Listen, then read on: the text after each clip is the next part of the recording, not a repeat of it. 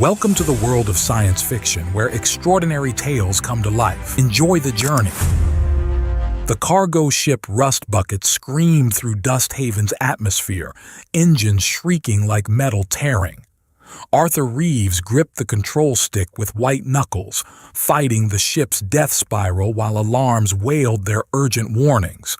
"Come on, you piece of—" The port engine exploded with a thunderous crack, sending the ship into a violent spin. Orange sand and blue sky whirled past the cockpit window in a dizzying dance. The landing gear hit first, a terrible grinding crunch. The ship belly flopped into a sand dune with a bone-rattling impact, skidded 300 meters with the sound of tearing metal, and finally came to rest. Something creaked, then silence. Arthur hung upside down in his harness for a moment, blood pounding in his ears. "Any landing you walk away from," he muttered, releasing the buckle. He crashed to what used to be the ceiling with a grunt. 20 minutes later, his boots crunched on the dusty main street of New Tombstone, dragging a salvage bag behind him.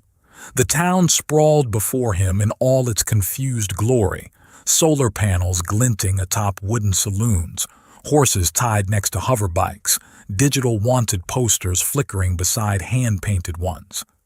The rusty asteroid's neon sign buzzed and sparked overhead as Arthur pushed through the creaking door. The sudden shade was a relief, though the air reeked of stale beer and ozone. "Told you 3 times, Grax. You pay your tab, or you don't drink." The woman's voice carried steel beneath its musical quality.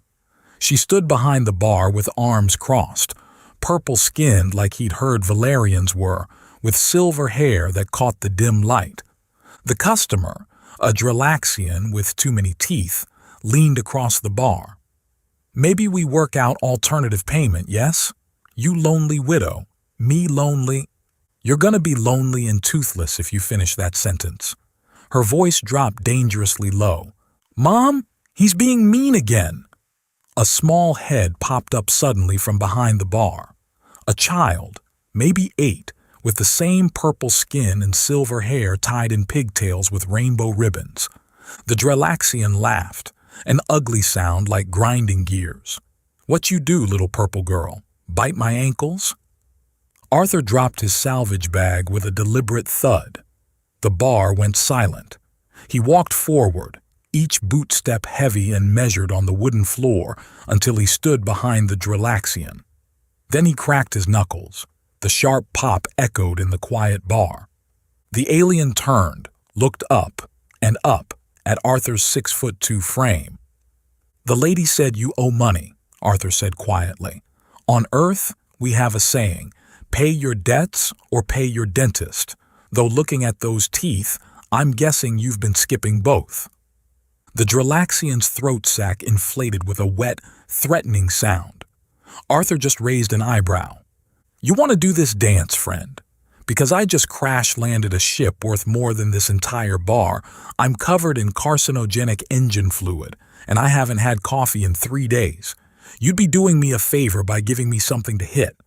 The alien deflated with a wheeze. Credits clattered on the bar, and Grax scurried out, muttering curses in 3 languages. The woman's posture relaxed slightly. "Coffee's terrible here." There was amusement in her voice now. "Everything's terrible here." Arthur gestured at the window, where wind rattled the glass. "That's kind of the charm." The little girl had climbed onto a bar stool with a scrape of wood. She studied him intently. "You're really tall and dirty, and you smell like a crashed spaceship." "Aria!" The mother's voice went high with embarrassment. "What? He does!" Arthur laughed, surprising himself. Kid's got a point. Arthur Reeves, professional crasher of spaceships and smeller of terrible things. "T," the woman said, not offering a last name. "This is my daughter, Aria." "Like the song?" Arthur asked. "Like the constellation on Valeria," T corrected, then paused. "You know about Valerian constellations?" "I know exactly 3 things about Valeria. You have purple people, 70-hour days, and coffee that could strip paint." Our coffee is an acquired taste, T said defensively, her voice sharpening. So is dying, but I'm not in a hurry to try that either. Arya giggled, bright as wind chimes. You're funny. Are all humans funny? No, most of us are actually pretty boring. I'm special. Special like unique or special like needs help? T asked, pouring a glass of something amber. The liquid glugged into the glass. Yes, Arthur said, accepting the drink. It burned going down, but in a good way. My ship's about 2 kilometers that way if there's a mechanic in town who works with Earth tech. Old Ratchet might help, if he's sober, which means you're out of luck until next Tuesday. T wiped down the bar with practice swipes. Where were you headed? Titan Station, eventually. Had a cargo of medical supplies, but half of it scattered across your desert now. Medical supplies? T's voice caught slightly. What kind? Basic stuff mostly. Antibiotics, synthetic plasma, neural stabilizers. He stopped as T went very still. You okay? Fine. She turned away quickly, glasses clinking as she busied herself with them. Arya tugged on Arthur's sleeve. Mr. Arthur, is it true Earth has chocolate rain? What? No, kid. Where'd you hear that? Jim Lee at school said Earth is made of chocolate and humans eat it, and that's why you're brown instead of purple. Arthur looked at his tanned arm, then at Arya's earnest face. Jim Lee's an idiot. Arthur! T spun around so fast the glasses rattled. What? He is! Earth isn't made of chocolate. We have chocolate fountains, though. Arya gasped. Really? Really. Big ones.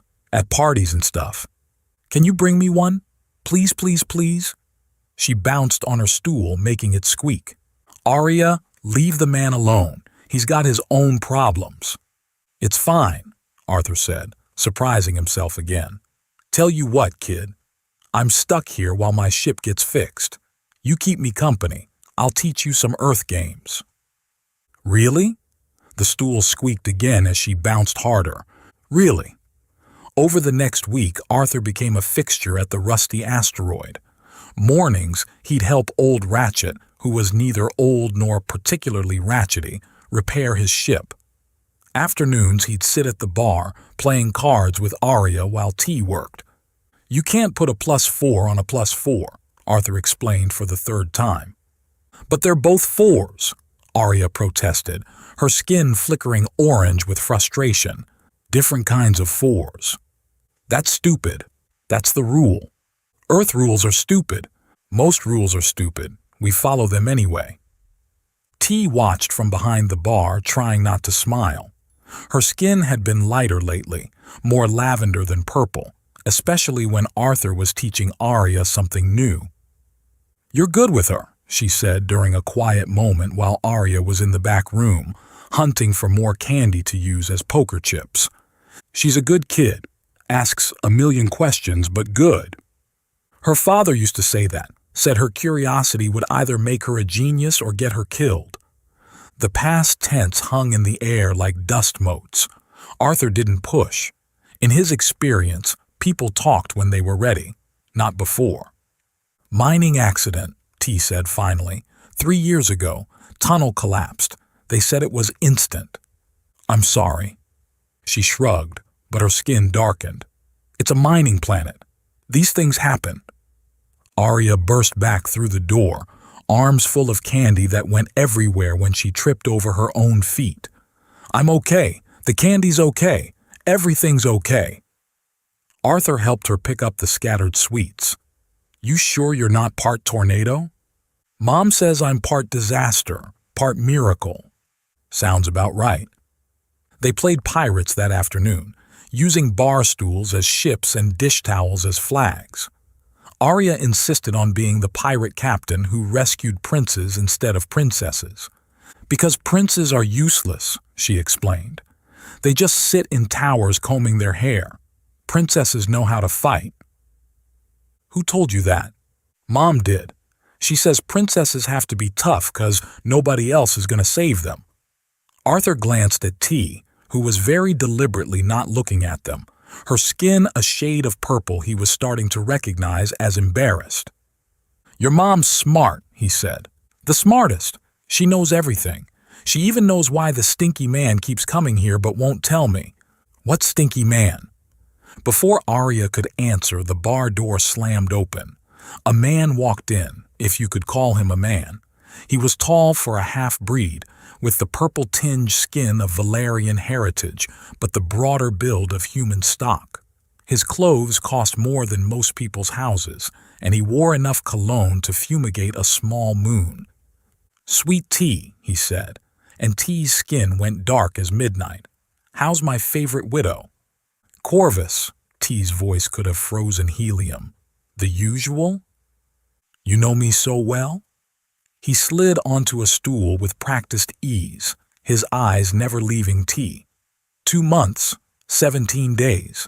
But who's counting? T poured his drink, something green that bubbled, and her hand shook slightly. Corvus noticed Arthur then, his expression shifting from smug to calculating. "New friend, T? Doesn't look like your type." "He's a customer." "Hmm?" Corvus sipped his drink. "Customers don't usually play pirates with the merchandise." "I'm not merchandise," Arya piped up. "I'm a person."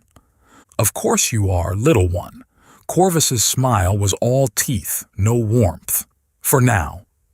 Arthur felt his hands clench. "Something you want to say, friend?" "Friend?" Corvus laughed. "Humans, always so quick to claim friendship. You'll be gone in a week, friend. But some of us have to live here. Some of us have responsibilities, obligations." His eyes went back to T. "Don't we, sweet T?" "Your drink's paid for," T said flatly. "You can go." Corvus stood, straightened his expensive jacket. 2 months, 17 days. I'm a patient man, but not that patient. He headed for the door, then paused. "Nice meeting you, human. Enjoy your stay, however brief." After he left, the bar felt smaller somehow. Arya pressed against her mother's side. "Mom, why does the stinky man keep coming here?" "Don't worry about it, baby." But Arthur saw the way T's hands shook as she cleaned Corvus's glass, saw how her skin stayed dark long after he'd gone. He didn't know what hold the man had on her, but he recognized fear when he saw it. 3 days later, Old Ratchet declared the ship fixed, or as fixed as that pile of scrap ever gonna be. Arthur stood in the bar, his repaired ship waiting outside, watching Arya build a house of cards with the intense concentration of a bomb diffuser. "Don't breathe," she whispered. "Don't even think about breathing." "I have to breathe, kid. It's kind of essential." "Then breathe quieter." The tower fell anyway. Arya's skin flashed through several colors of frustration before settling on resigned purple. "I'm leaving tomorrow," Arthur said. The words hit like a physical blow. Arya's skin went pale, almost gray. But you just got here." "My ship's fixed. I've got deliveries to make." "Can't someone else make them?" "That's not how jobs work, princess." "I'm not a princess. I'm a pirate captain, remember." But her voice was small, defeated. T emerged from the back room, having clearly heard everything. Her skin was carefully neutral. "It's fine, Arya. We knew he was just passing through." "But who's gonna play pirates with me? Who's gonna teach me Earth games?" "You can teach the other kids," Arthur suggested. "It's not the same." Arya's eyes filled with tears. "You're the only one who plays right." Arthur knelt down to her level. "Hey, look at me." She did, reluctantly. "I'll come back. Promise." "When? Tomorrow?" "Maybe a couple months, but I'll bring real Earth chocolate." "You promise?" "I promise." "Pinky promise?" She held out her tiny purple pinky, so small and delicate it looked like it might break if he breathed too hard. Arthur linked his pinky with hers, the contrast between human tan and Valerian purple stark in the bar's dim light. Pinky promise. The next morning came too soon. Arthur loaded the last of his salvage cargo, trying not to think about how empty the cockpit would feel without Arya's constant questions. T stood by the boarding ramp, Arya clinging to her hand. T's skin was doing something complicated, purple and pink and silver all at once. "Take care of yourself, courier boy." "You too, bar lady." She hugged him then, quick and fierce, and for a moment he smelled that alien cinnamon scent of her hair. She pulled back before he could properly respond, her skin flushing deep purple. Arya tackle-hugged his legs. "Don't forget, real chocolate." "How could I forget? You've only reminded me 900 times." 901 now." He ruffled her silver hair, then climbed into his ship. As the engines warmed up, he saw them through the viewport. T with her arm around Arya, both waving. He waved back, then lifted off, the ship surprisingly smooth now that it wasn't held together with prayer and duct tape. He was barely into the atmosphere when his comm crackled with Arya's voice. She must have snuck into the control tower. "Mr. Arthur, I'm making a sign for where you landed, so you know where to park when you come back." "That's smart thinking, Princess." "I'm not a princess." "Right. Sorry, Captain." "That's better. Bye, Mr. Arthur. Don't crash anymore." "I'll do my best." The comm went quiet. Below, New Tombstone shrank to a dusty spot on a dusty planet, indistinguishable from 1,000 other frontier towns. But somewhere down there, a little purple girl was making a sign for him, and a silver-haired woman was probably telling her not to use the good paint. Arthur pushed the throttle forward, already calculating how quickly he could make his deliveries and come back. 2 months, he'd said. He could do it in less if he pushed hard, skipped the usual rest stops. He didn't know about Valerian laws or 5-year deadlines, didn't know about Corvus's plans or T's desperation. All he knew was that he'd made a promise to a little girl with purple skin and too much faith in humans. Pinky promises, his mother used to say, were sacred, even to space pirates disguised as 8-year-old girls. Day 87. Paper crumpled in Arthur's fist, his cargo manifest now useless. Jupiter Station's Port Authority had impounded his ship for irregular documentation, code for "you didn't bribe the right people." Through the grimy station window, engines roared as ships left for the outer colonies, each departure adding another day to his broken promise. 2 more weeks minimum, the clerk said, her fingers clicking across her screen, unless you want to expedite. How much to expedite? More than you've got, courier boy. Arthur's hand went to his pocket, feeling for credits that weren't there. In his mind, he could see Arya's purple pinky wrapped around his. 2 months, he'd promised. He was already 3 weeks late. Day 92. The telescope lens fogged under Arya's breath. Another ship's engines thundered through Dust Haven's atmosphere and her heart jumped, then sank. Wrong shape, wrong sound, not the rust bucket. He's just running late, she told the telescope, which had become her confessor. Space is big. There's traffic, like when Mom gets stuck behind the cargo haulers on delivery day. T watched from the bar window, polishing a glass that didn't need it. Her daughter had dragged a wooden crate to the corner with a scraping sound that drew complaints from neighbors. The sign, Arthur's landing spot, no parking, had been repainted 4 times, each version more elaborate than the last. Arya, dinner's ready. 5 more minutes. It was always 5 more minutes. T set the glass down harder than necessary, the sharp clink echoing her frustration. She knew better than to believe in traveling humans who made promises.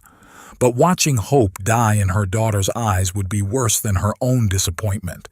Yesterday, Corvus's boots had clicked across her floor with deliberate slowness. 104 days until you're mine, he'd said, his fingers drumming against the bar. Has your human sent word? No? They never do, sweet T. They never do. Day 100. Happy 100 days. Arya's voice rang out to the empty sky.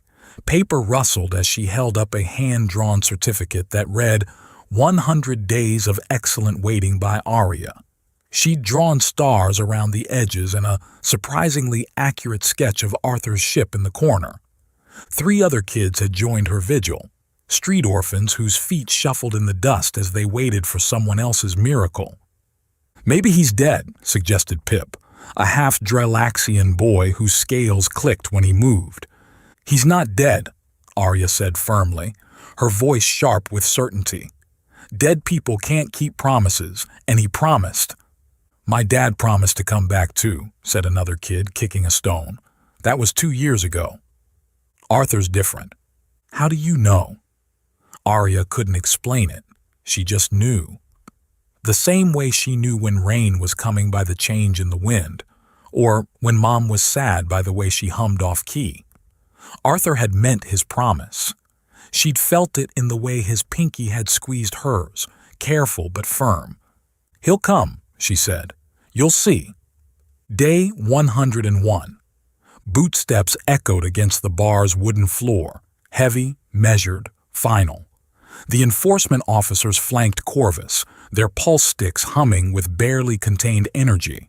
T's hands trembled as she cleaned the same glass for 10 minutes, the squeaking of cloth on glass growing more frantic. "Time's up, T." Papers slapped against the bar as Corvus placed the documents down.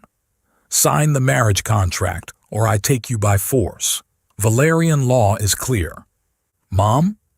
Arya's voice came small from the doorway, her stuffed rabbit's button eyes catching the light. "What's happening?" "Nothing, baby. Go back to your room." "She should stay," Corvus said, his chair creaking as he leaned back. "She should understand how the world works, how promises get broken, how humans don't come back." The pen scratched across paper, each letter of T's name sounding like a nail in a coffin. "But my daughter stays free." "Of course." Papers rustled as Corvus folded them with precision. "I'm not a monster, just a businessman. The wedding will be in 404 days. Tradition demands a proper engagement period." After their footsteps faded, T found Arya at her corner, the telescope creaking as she adjusted it toward empty sky. "He's coming," Arya said without turning around. "He promised." T couldn't tell her daughter that some promises were just pretty lies adults told to children. So she sat on the crate beside her, wood groaning under their combined weight, and helped her look for ships that wouldn't come. Day 156. Hammer met nail as Arya constructed her corner command center. A tarp flapped between 2 poles in the desert wind. The stolen radio from Old Ratchet's shop crackled to life as she turned the dial. "Unidentified cargo vessel, this is Dusthaven Control. Please state your business." "Control, this is the Lucky Strike, carrying mining equipment." Static. Not Arthur. Never Arthur. Footsteps approached, the street kids arriving for their daily meeting of Arthur's Return Club.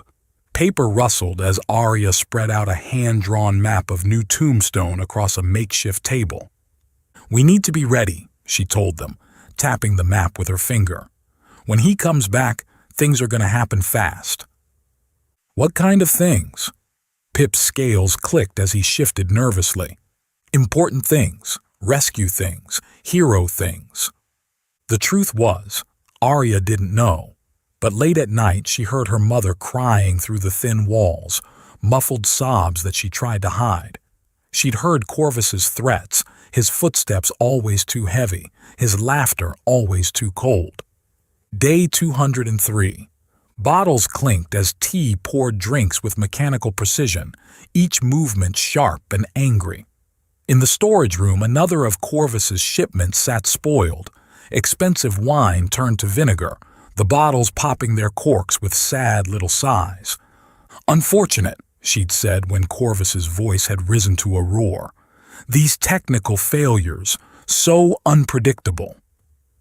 Her lockpicks clicked softly in the night, skills her late husband had taught her when they were young and foolish. Now wires sparked as she reversed them, sensors beeped their recalibration. Nothing traceable, nothing provable. Corvus suspected his footsteps circling her bar like a predator. But suspicion wasn't proof, and even he wouldn't risk harming his future wife without cause. The marriage contract rustled in her pocket. Very specific about that. Day 298. Machines beeped in the medical bay as Arthur woke, his head pounding like a drum solo. The ship's engines hummed beneath him. Wrong ship, wrong sound. The last thing he remembered was glasses clinking at a bar on Ganymede. "You're awake." The medic's stylus tapped against his tablet. "Pirates sold you to us as surplus cargo. You're lucky. Captain's heading to the outer rim. Can drop you at Dust Haven in maybe 2 months." 2 months? The bed creaked as Arthur tried to sit up, failed, tried again. "I need to get there now. It's been... How long was I out?" 3 weeks, give or take. Pirates kept you sedated. Easier to transport that way. The math hit him like a physical blow. Over 300 days. His promise was so broken it had shattered into atoms. "I'll work." His voice cracked with desperation. "I'll scrub every deck on this ship. Just get me there faster." "Not my call, friend, but you can talk to the captain. Fair warning, she doesn't like sob stories." Day 401. Paper rustled in the morning wind as wedding announcements appeared on every surface in New Tombstone. Arya's hands made ripping sounds as she tore down every poster she could reach, but more appeared, always more. That night, bottles clinked in the alley as Corvus's men drank. Their voices carried through the thin walls. "After the wedding, the woman will have an accident. Boss doesn't want a wife who might inherit his empire." "What about the kid?" "Orphanage. Maybe sold off-world if she's troublesome." Arya's back pressed against the wall, her breathing quick and shallow. She might be 8, but she understood enough. Corvus wasn't just taking her mom. He was going to kill her. Her feet pounded against dirt as she ran to her corner. The radio crackled as she pulled it close with shaking hands. "Arthur," she whispered into the static, "if you can hear this, please come back. Please. The stinky man's gonna hurt Mom, and I'm too small to stop him. I tried to be brave like you said pirates should be, but I'm just a kid and I'm scared and I need you to keep your promise because I don't know what else to do." The radio crackled back, just static and silence and the sound of her own tears hitting the dirt. Day 456. Fabric rustled as T stood in the wedding dress Corvus had sent. It fit perfectly. Someone had been watching, measuring. "You look beautiful, Mom," Arya said, but her voice sounded hollow, like an echo in an empty room. Her telescope had gathered dust. She'd stopped watching 2 weeks ago. "Thank you, baby." "Are you really going to marry him?"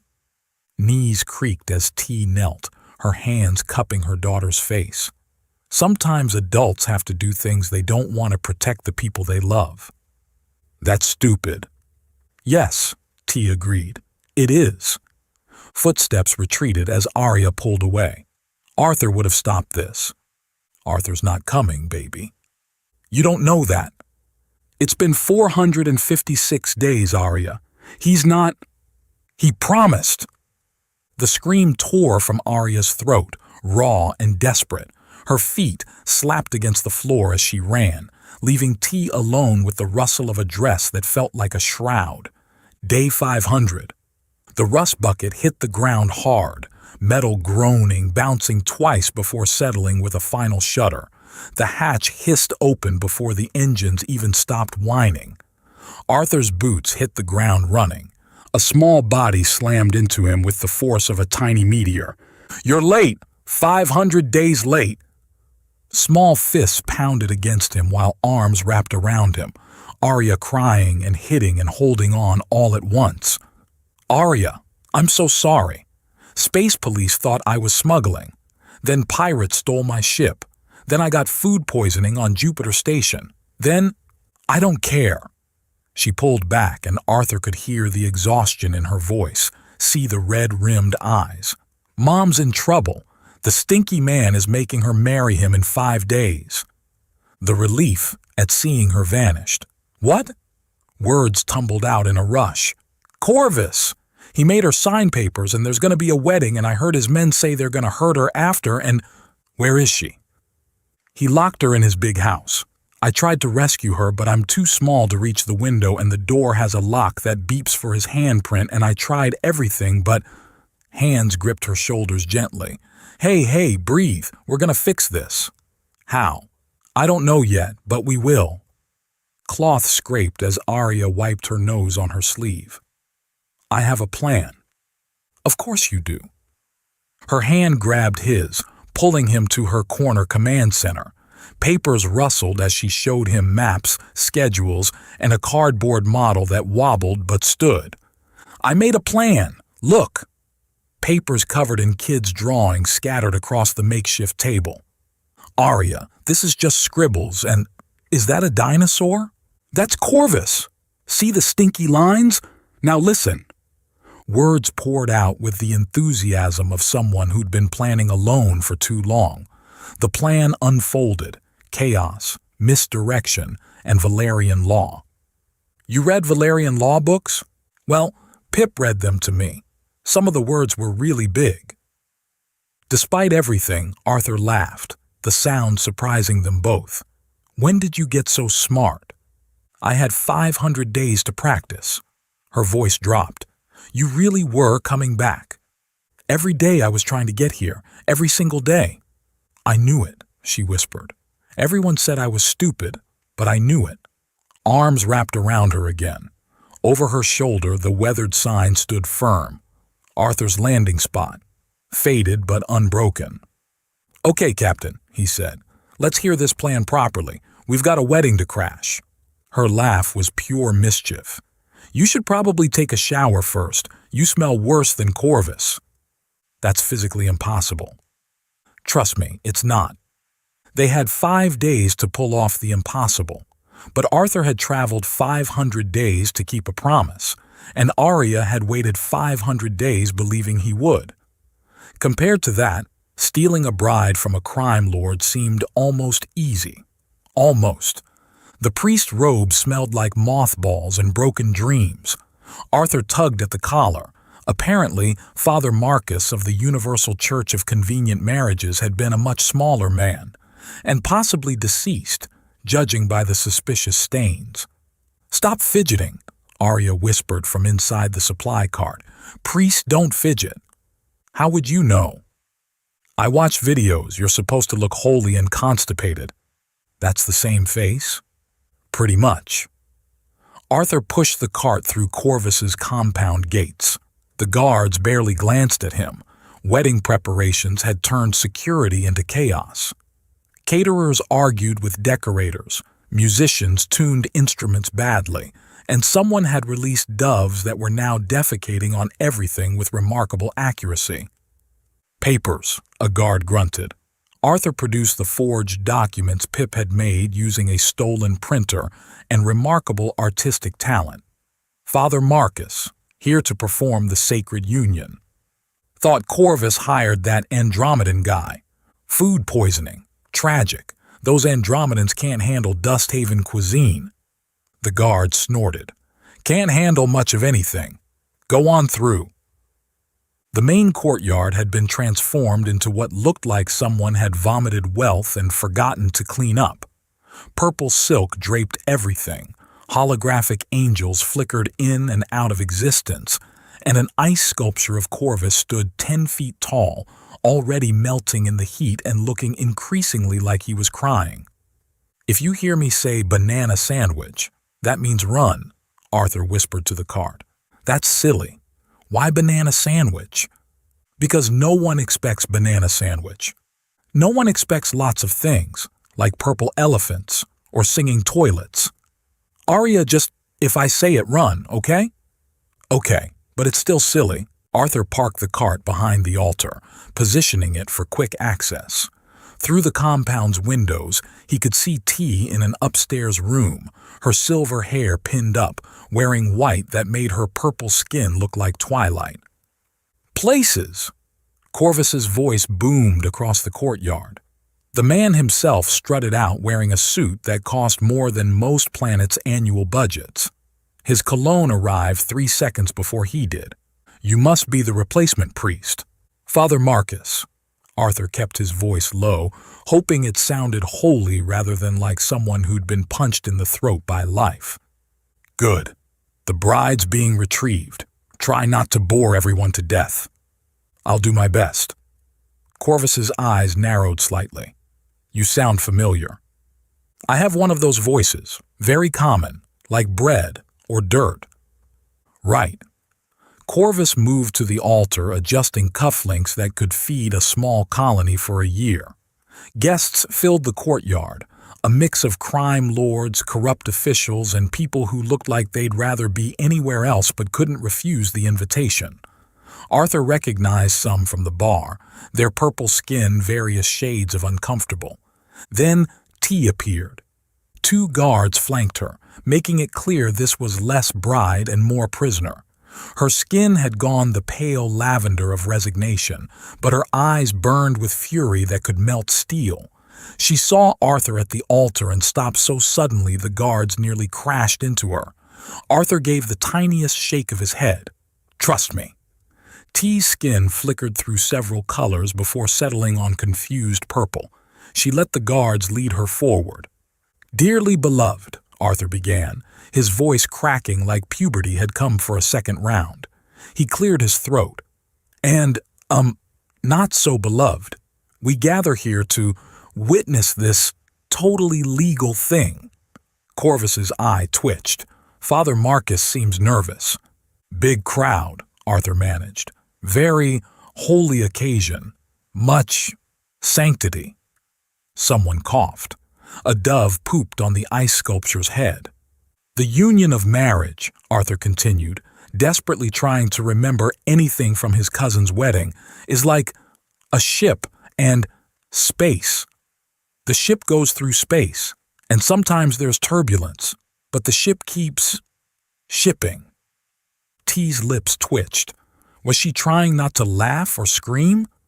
"Get to the vows," Corvus hissed. "Right, yes, the vows. Do you, Corvus Blade, take this woman to be your lawfully wedded—" "Wait, I object!" Arya burst from the cart like a purple jack-in-the-box, her dress covered in packing peanuts.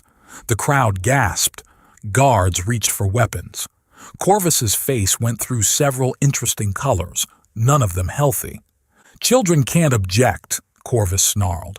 "But I can show this." Arya held up her toy recorder, the one shaped like a pink bunny with one ear chewed off. She pressed its belly. Corvus's voice filled the courtyard. "After the wedding, the woman will have an accident. Make it look like she slipped. Can't have a wife who might inherit my empire." Silence fell like a dropped anvil. "That's fake," Corvus said quickly. "Obviously fake. Children and their toys." "Should I play the part where you talk about selling me to the off-world orphanages?" Arya asked innocently. "The purple brat will fetch good money. That's what you said, right?" The Valerian officials who'd come to witness the ceremony shifted uncomfortably. One stepped forward. "This is concerning, Mr. Blade." "It's nothing. The child is lying." "The bunny doesn't lie," Arya said solemnly. "Mr. Floppykins always tells the truth." "You named the recorder Mr. Floppykins," Arthur muttered. "He looked like a Mr. Floppykins." "This is ridiculous," Corvus snapped. You demand nothing." The lead official, an elderly Valerian woman whose skin rippled with authority, approached the altar. "The ceremony is suspended pending investigation. All parties must provide identification for the legal record." Arthur felt his stomach drop to somewhere around his ankles. "Father Marcus, Universal Church," he tried. "Full identification, genetic scan." The official produced a scanner. No way out. Arthur sighed so deeply it came from his soul's basement. "Arthur Maximilian Reeves III." The words felt like pulling teeth. "My dad owns Reeves Logistics." Yes, that Reeves. The one with the stations in every major system. I'm the runaway heir who faked his death 3 years ago because I didn't want to marry Senator Walsh's daughter who collected exotic pets and thought poor people were a different species. The courtyard went so quiet you could hear the doves reconsidering their life choices. T turned to him slowly. Wait, you're rich? The kind of rich where they name moons after you? Surprise. Arthur shrugged. I mean, technically they named a moon after my grandfather, but I served you bottom-shelf whiskey. I made you fix my broken freezer because I couldn't afford a repair tech. To be fair, that freezer was held together by hope and expired warranty cards. T laughed, actually laughed, bitter and bright. Tiana Silverwind of House Moonrise, 7th in line to inherit the largest rare mineral rights in the Outer Rim. I ran away to marry a mechanic because I loved how his hands looked when he fixed things, and he made me laugh when my parents said laughing was undignified. Arya's jaw dropped so far it nearly hit the altar. We're all secretly rich? Why do we eat beans from cans? Why does my best dress have a patch on the butt? Because money doesn't buy happiness, baby. But it could buy better beans, the not expired kind. Corvus had gone the color of spoiled milk. His hands shook. The official scanners confirmed the identities, and with each beep, he seemed to shrink. I kidnapped 2 noble heirs? His voice cracked like Arthur's had earlier, but with more existential terror. The Galactic Council will execute me. They'll execute me twice. They'll bring me back just to execute me again. He bolted, or tried to. Arya had positioned her toy spaceship, the one Arthur had fixed months ago, right in his path.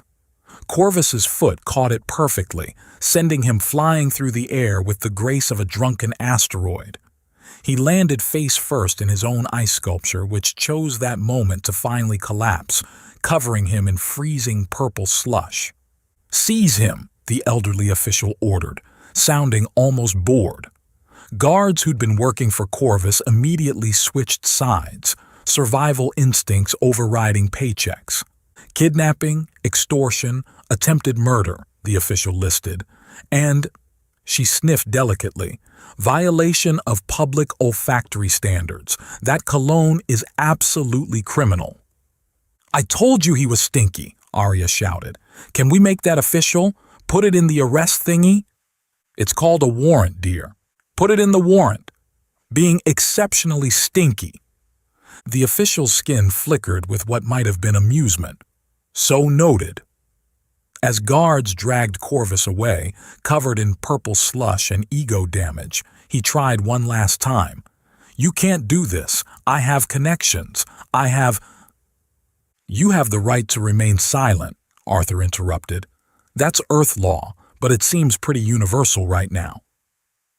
The courtyard began emptying, guests fleeing before anyone could ask them questions about their association with Corvus. Within minutes, only Arthur, T, Arya, and the officials remained.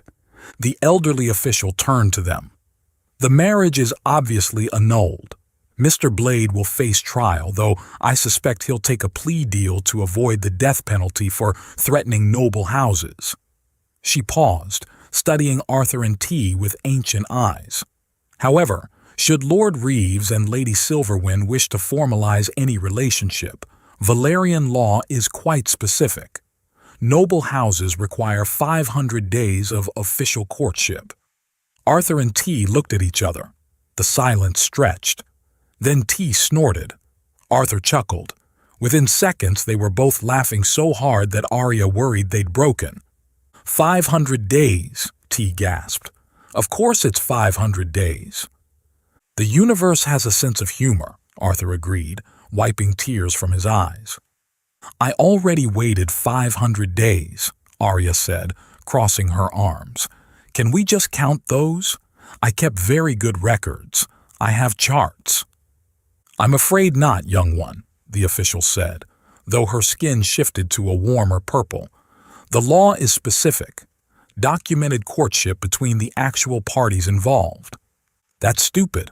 Most laws are. Then why have them? Because without stupid laws, we'd have chaos. With them, we have organized chaos. Arya considered this. I guess that's better? Marginally. As the officials left, the three of them stood in the ruins of Corvus's wedding, purple slush everywhere, doves still circling confused, and somehow one musician still playing because no one had told him to stop. So, Arthur said, "Your nobility." "So are you," T countered. "We're idiots." "Absolutely." "Why didn't you say anything?" Arya asked T. "We could have had better food, and clothes, and a pony." "What would you do with a pony on Dusthaven?" "Love it." T knelt beside her daughter. "I left that life because it was all money and no heart. Your father had heart. He had so much heart it barely fit in his chest." "Like Arthur?" T glanced at Arthur, her skin shifting to that soft purple pink he remembered from their one hug. "Yeah, like Arthur." Arthur cleared his throat. "So, 500 days of courtship, starting when?" "Starting when you take that ridiculous priest outfit off," T said. "You look like you robbed a funeral." "I look distinguished." "You look like you're about to perform last rites on fashion." "Mom's right," Arya added. "You look super weird." "I saved your mother from marriage to a crime lord." "While dressed like someone's dead uncle." Arthur looked down at himself. The robe had torn during Corvus's arrest. One sleeve was covered in purple ice sculpture, and somehow a dove had pooped on his shoulder without him noticing. "Okay, fair point." They walked back through the compound, Arya between them, holding both their hands. The girl practically vibrated with excitement. "So if we're all rich, can I get a chocolate fountain now?" "We'll see," T said. "That means no." "That means we'll see." "That still means no." Arthur squeezed her hand. "I'll get you a chocolate fountain." "Really?" "Really, but a small one." "How small?" "Drinking fountain small. That's just a chocolate tap." "Exactly." They emerged from the compound to find the rust bucket where Arthur had landed it, right next to Arya's sign. 500 days of waiting had weathered it, but the words were still clear. "Arthur's landing spot. No parking." "You kept it," Arthur said softly. "I told you," Arya said. "I knew you'd come back."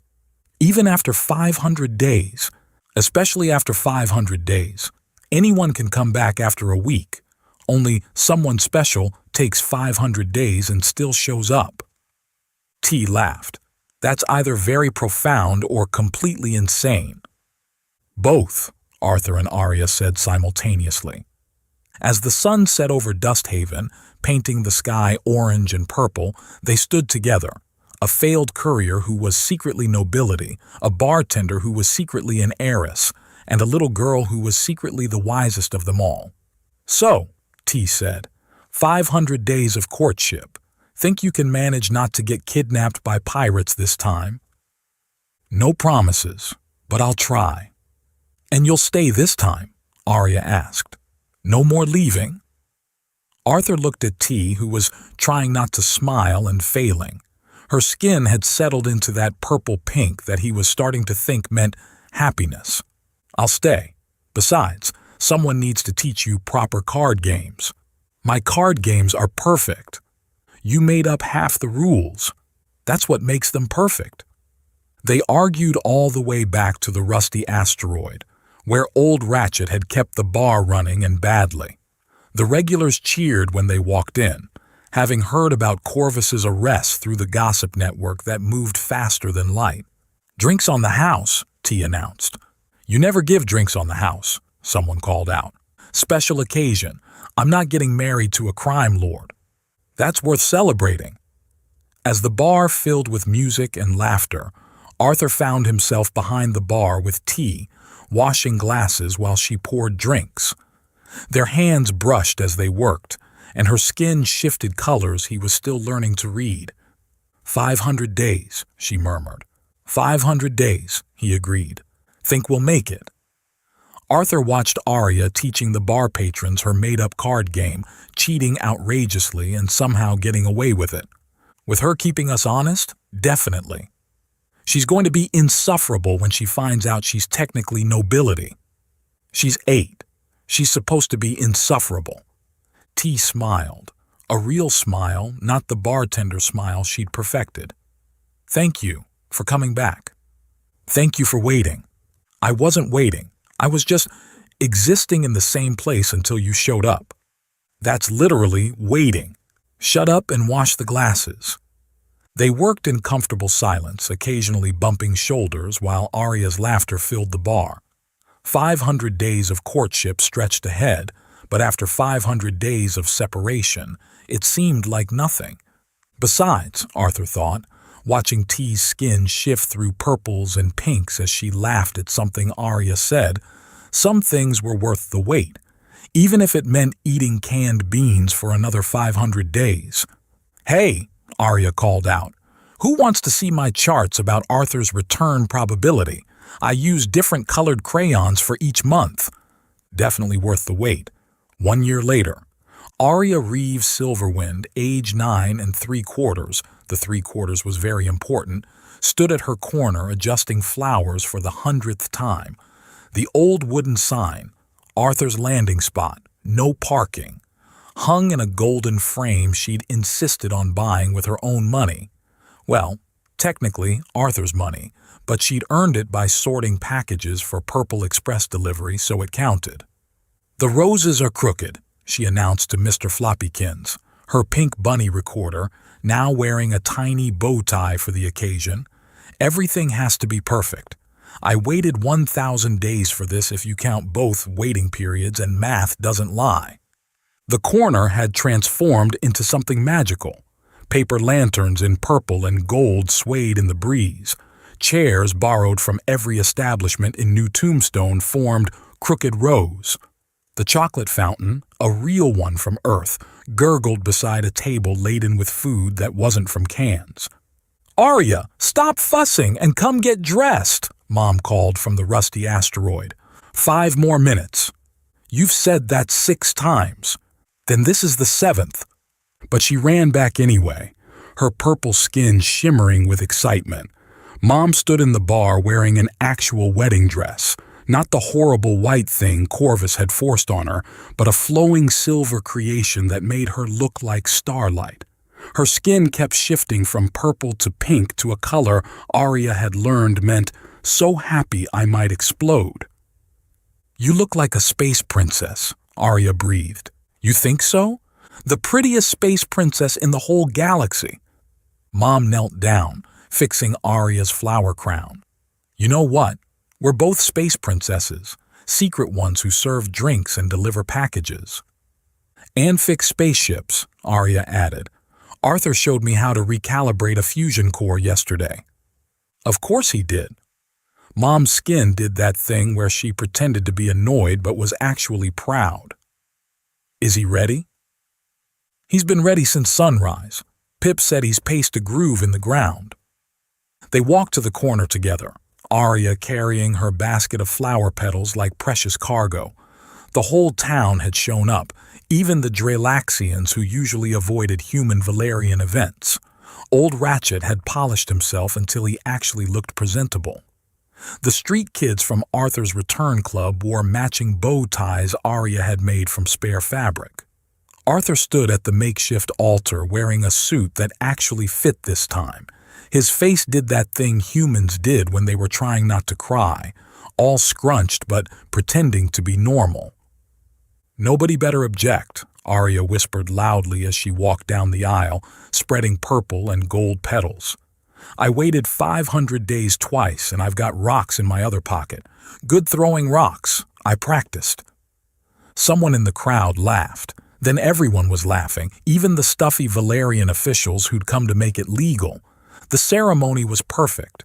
Nobody fainted, nobody objected, and the doves, different ones, trained ones, actually flew in the right direction. When the officiant said Arthur could kiss Mom, Arya covered her eyes but peeked through her fingers. They kissed for exactly 6 seconds, she counted, and Mom's skin went supernova pink. Ladies and gentlemen, the officiant announced, I present Lord and Lady Reeves Silverwind. "That's my parents," Arya shouted, jumping up and down. "I found them and kept them, and now they're mine forever." Later, at the reception in the expanded Rusty Asteroid, now officially the worst coffee in the galaxy restaurant, Arya sat on her special stool, the one she'd claimed that first day Arthur walked in. Her business card, Arya Reeves Silverwind, professional promise keeper and part-time princess, was propped against her chocolate fountain. Yes, her chocolate fountain, with a plaque and everything. "Hey, kiddo." Arthur slid onto the stool beside her. "Good wedding?" "The best wedding. Nobody got arrested, the food isn't expired, and Mom smiled so much her face probably hurts." "Yeah, it was pretty perfect." He paused. "Thanks for waiting for me." "You already thanked me, like 1,000,000 times." "I'll probably thank you 1,000,000 more." Arya looked at him seriously. "You know what? You don't have to keep thanking me. Family shows up. That's what family does." Arthur's eyes did the crying but not crying thing again. "When did you get so wise?" "Tuesday." "Specific Tuesday?" "All Tuesdays. I collect wisdom on Tuesdays." Mom appeared, her dress swishing as she sat on Arya's other side. "What are we discussing?" "How I'm very wise and modest," Arya said. "The most modest," Mom agreed, kissing the top of her head. "Modest enough to let other kids ride Stardust sometimes." Stardust was Arya's pony. Well, technically, a Dust Haven pack beast that looked like a pony had made questionable life choices, but Arya loved him anyway. Maybe, if they're very careful and bring carrots. They sat together, watching the party unfold. Pip was teaching the Valerian officials Earth card games, the real rules, not Arya's versions. Old Ratchet was dancing with the elderly wedding officiant. The chocolate fountain gurgled contentedly. "Oh!" Mom grabbed Arthur's hand and placed it on her stomach. "Feel that?" "Was that?" "Your son saying hello." Arya's eyes went huge. "My brother is kicking? Let me feel." She pressed both hands against Mom's stomach, concentrating hard. There, a tiny flutter like a fish swimming. "He's real," she whispered. "I mean, I knew he was real, but now he's real. 6 more months of waiting," Mom said. Arya groaned dramatically. "More waiting? That's like 180 days. "Good math," Arthur said. "I've been practicing. I made charts for the baby too, growth projections and everything." Later that night, after the guests had gone home and her parents were slow dancing to no music in particular, Arya sat at her corner with Mr. Floppykins and her notebook. "Some things," she told the bunny, "are worth waiting for. Arthur was worth waiting for. The wedding was worth waiting for. Even baby brother will be worth waiting for, probably." She pulled out her newest chart, labeled Things to Wait for Volume 2. "But next time," she added, writing carefully, "I'm getting everything in writing. Contracts, signatures, maybe blood oaths if necessary." A shooting star streaked across Dust Haven's orange-tinted sky. Arya didn't make a wish. She'd learned that the best things came not from wishing, but from waiting and believing and sometimes throwing strategic toy spaceships at the right moment. "Come on, Mr. Floppykins," she said, tucking the bunny under her arm. "Let's go home." Home was the apartment above the restaurant now, with 3 bedrooms and 1 more being prepared. The chocolate fountain in the kitchen, parents who loved each other and her, a pony in the stable out back, a baby brother on the way. All because she'd waited at a corner for 500 days, believing in a promise. Pretty good trade, really. The end.